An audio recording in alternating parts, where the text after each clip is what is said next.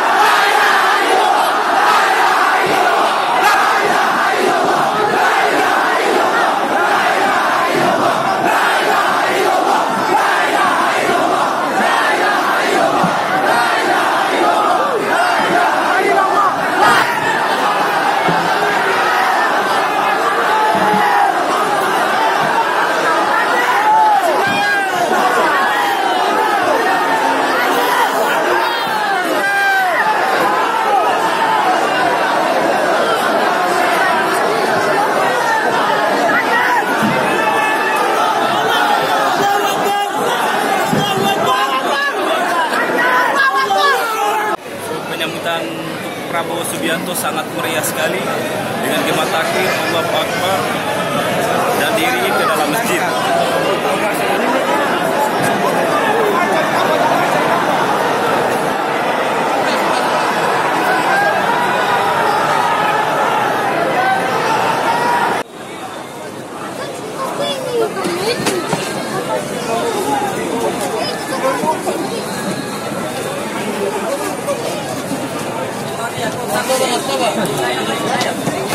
Umumnya tutup, ini nampak hancur. Bahaya tuh.